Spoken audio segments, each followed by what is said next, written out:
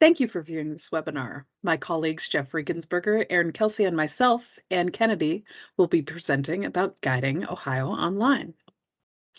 So first, what is Guiding Ohio Online? Guiding Ohio, or GOO as we sometimes call it, is an LSTA-funded grant whose goal it is to serve allow Ohio libraries serving a rural population to hire a dedicated technology trainer for their library. Now, this trainer can either be a full-time or part-time person, depending on the needs of that library. This program year runs from July 1st through June 30th.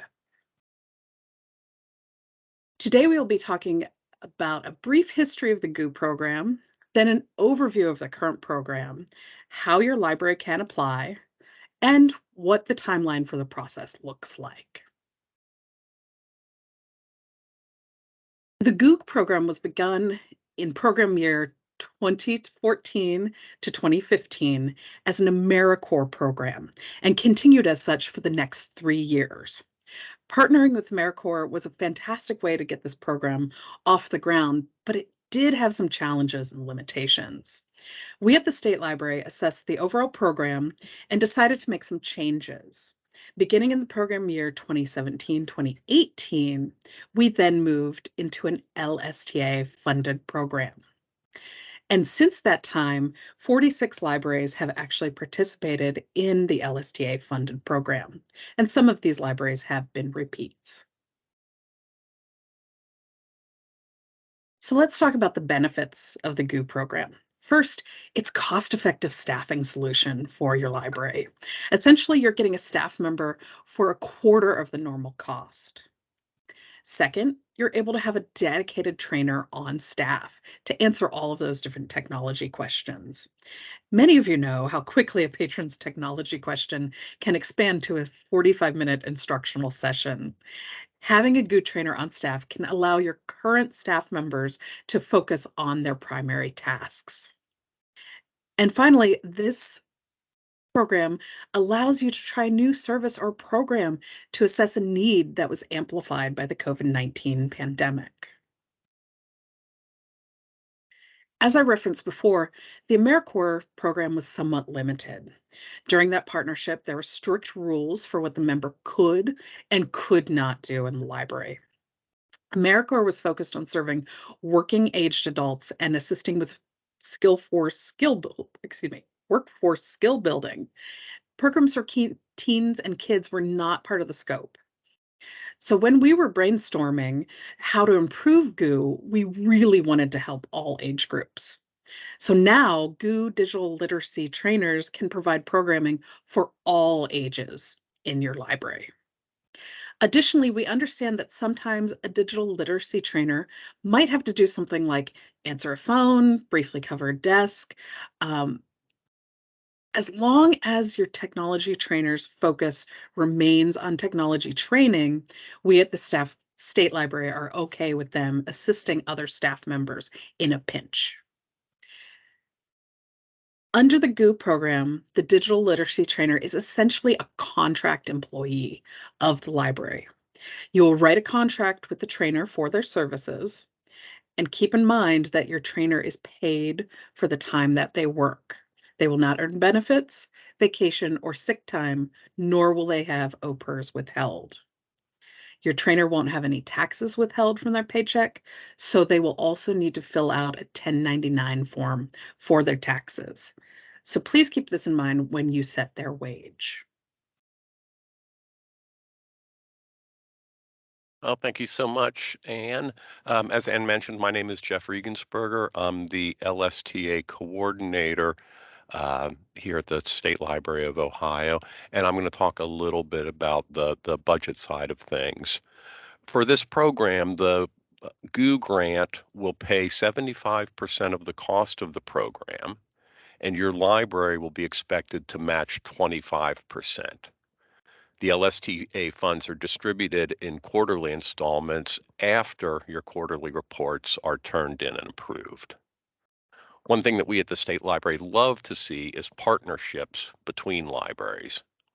I encourage you to reach out to libraries in your area to see if there's an opportunity to share a digital literacy trainer. These partnerships will help you and other libraries lower your matching funds contribution. So that's a big advantage of the partnerships. We've had several years of successful library partnerships during the run of this program. So please reach out to us if you see an opportunity to make a partnership arrangement like this. On the subject of costs, we'll be talking about wages and hours a little bit next.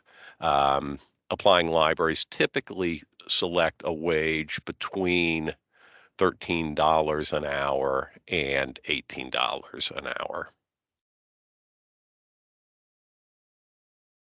So this chart illustrates what costs might look like for a sample of hourly wages and hours.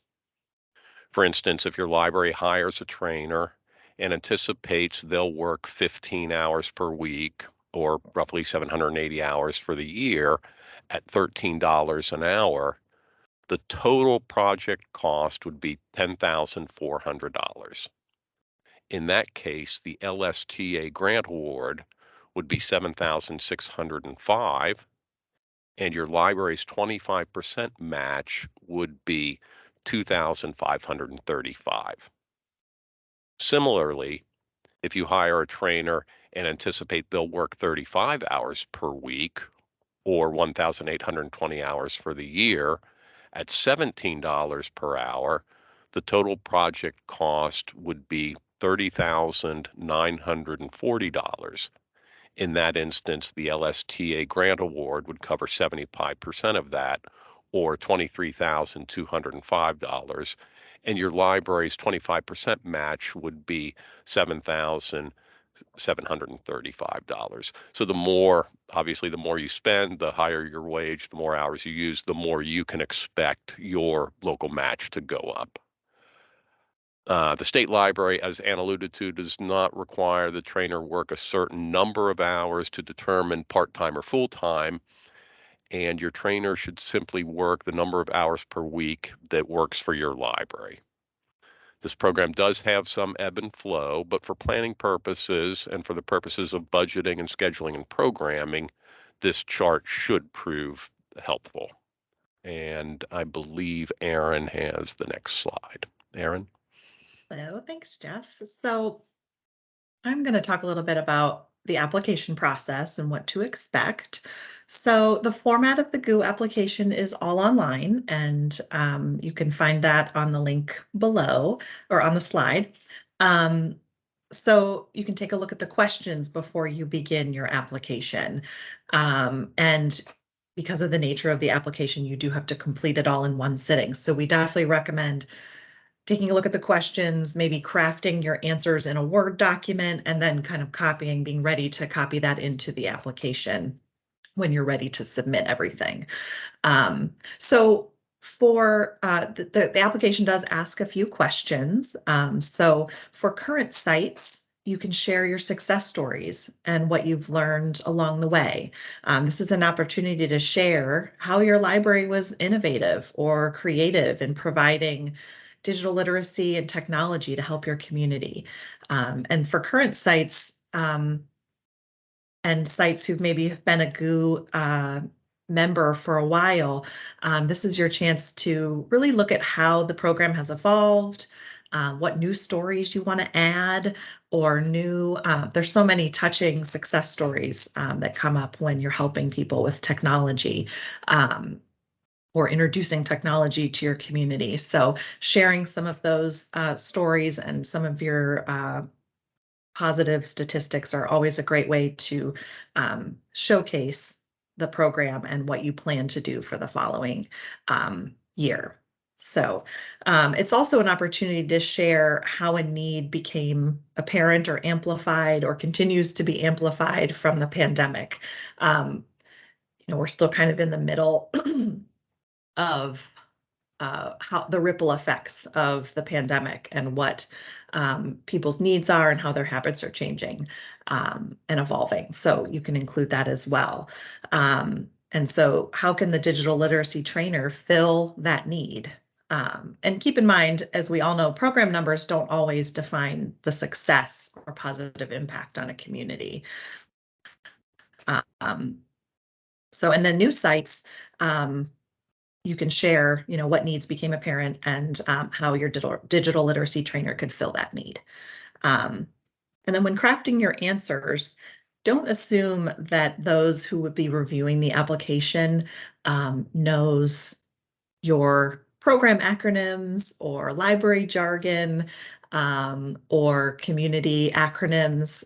Make sure that you're being clear and kind of taking out some of um, the jargon of your community or of your library so they can really fully understand your needs and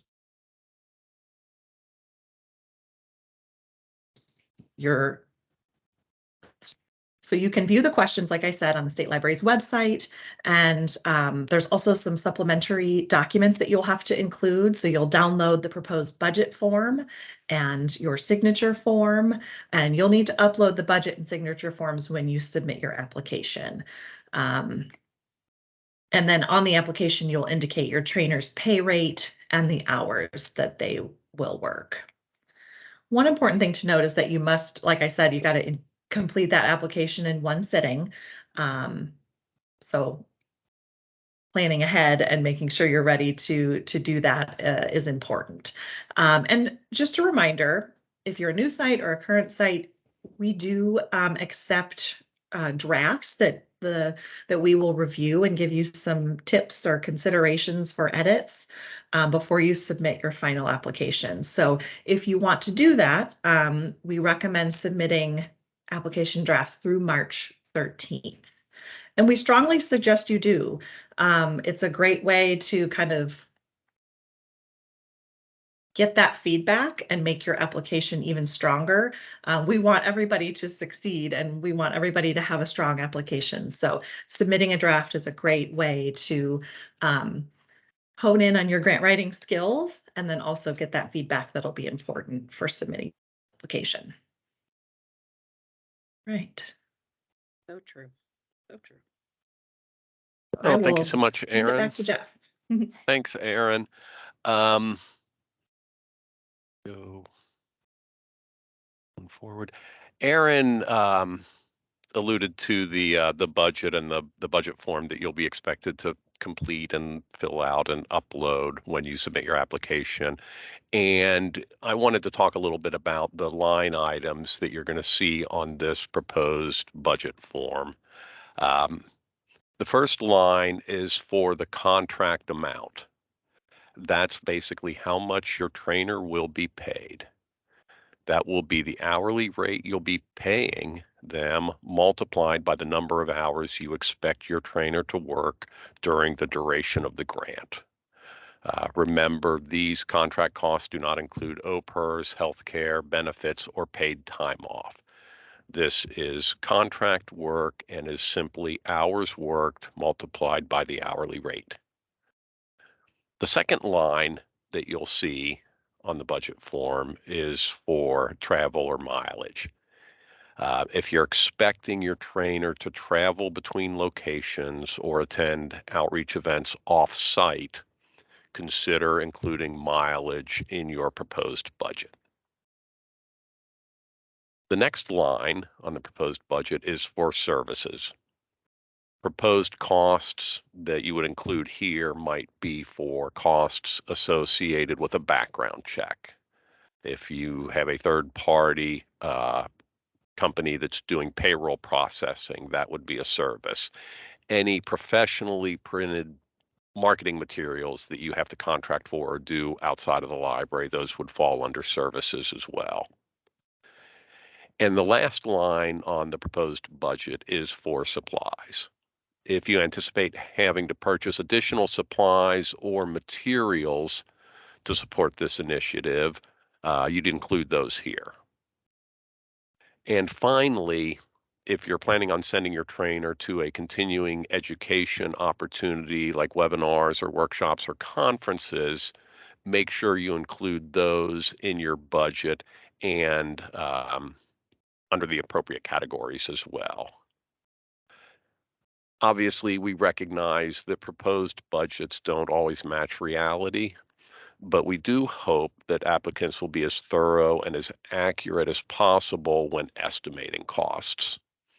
Also, if you're submitting a draft prior to your final version, we'd ask that you please include the proposed budget so we can review that as part of your packet as well.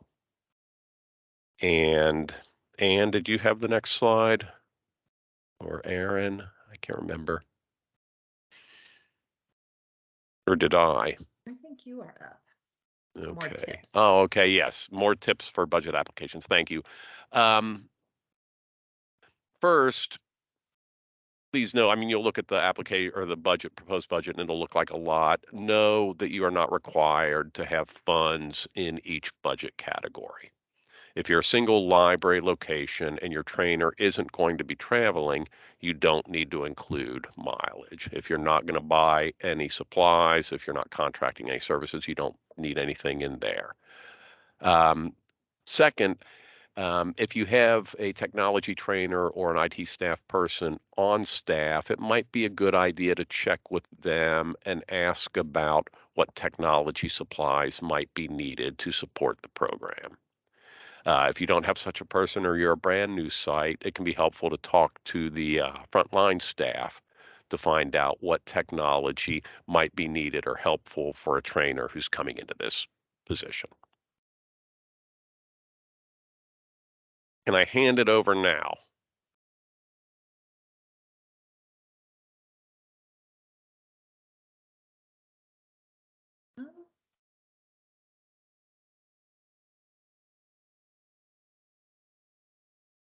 So I can take this one. So remember, submitting a draft is a great idea and a nice way to kind of make sure that your ideas and your stories and your description of your community is clear and concise. We're happy to review those drafts, but do make sure they're submitted by March 13th. And then final applications are due March 20th. So that's an important deadline to know. And then, so another thing to remember is that there was a recent change to the administration of this grant that might impact the awardees. Libraries that have been awarded GOO funds for 5 consecutive years will be required to take a year off. This is to ensure that the LSTA grant funds do not become relied upon for ongoing operational expenditures. If your library sees a need for a dedicated technology trainer in your community, it might be worth applying library resources directly to that need. And then we plan to have open office hours on February 23rd at 1 p.m. for if you have questions about the application or questions about the program in general. All 3 of us will be on a Teams call, and we're happy to answer any questions. Or if there are other folks, if we've got several folks and maybe some current sites, they might be willing to share stories or share their experience or kind of what they learned along the way. But we're always here to help answer any questions that you might have, either via email or during the office hours. Thank you, Erin. So that was all before the application. What happens after the 20th of March? So applications will be reviewed at the end of April, and at that review, then the review committee will decide which applications will be taken to the State Library Board for final approval. The review committee may come back to you during this time with a revised budget, just to kind of also with questions, just to make sure that your budget is accurate for the program you're intending. So you will be notified then of your application status if you're going to be recommended. Then the State Library Board will meet on May 18th and decide who is approved to go ahead. Pretty much Right after that meeting, you'll then be notified of if your library's application was approved by the state library board. We don't really tend to wait around too long before letting you know as soon as possible. And then Jeff, on to you. Got it.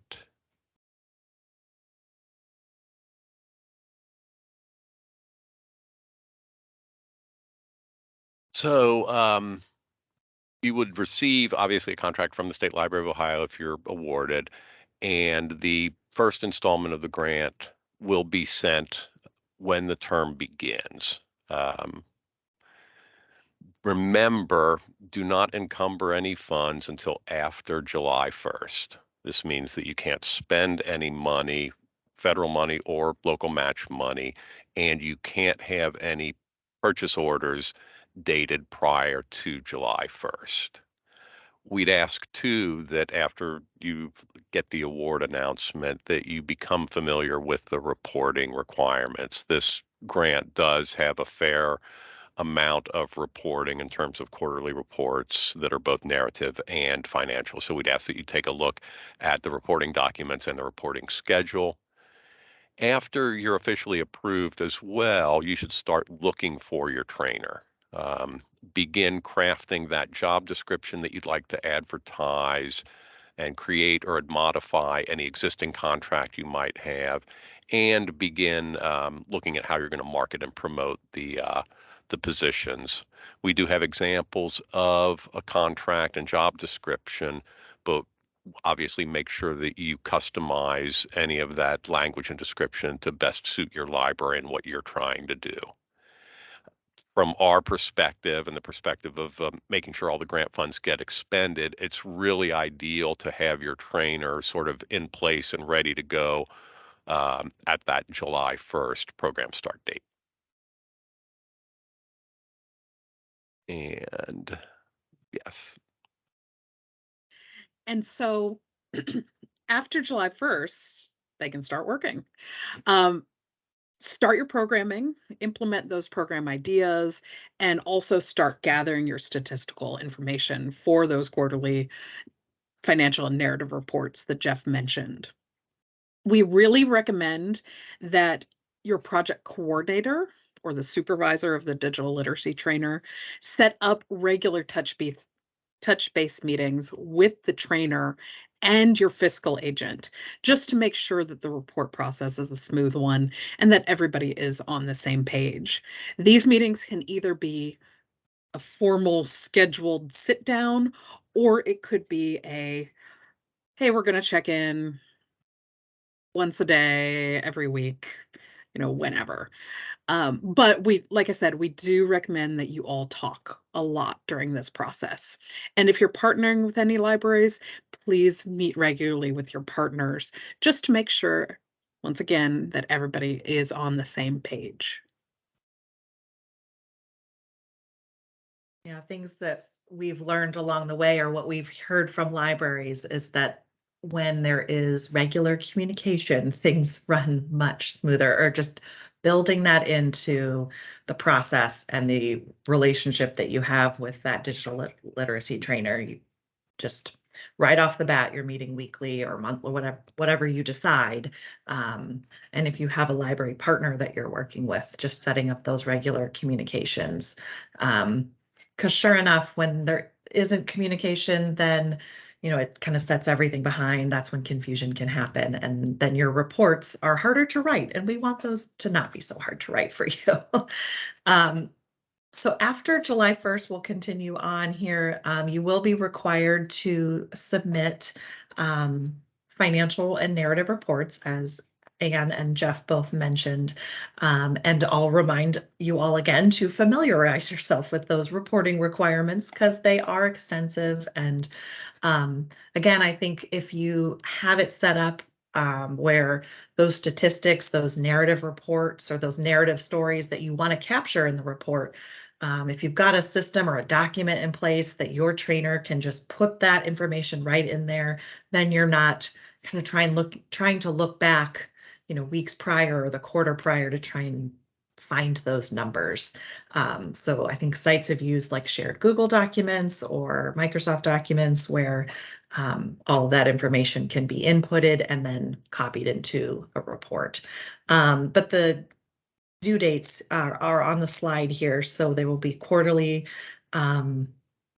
due dates, and it's in your best interest to turn in these reports as soon as possible, because once the reports are turned in and approved, the next installment of your payment is processed. So your program can continue to run, and the payment will not be processed until both reports have been received by the state library. Oh, and make sure to purchase any supplies in the first quarter. So any supplies that you've listed that would support your trainer, those would need to be purchased in the first quarter of the program. You took the words right out of my mouth, Erin. The same page.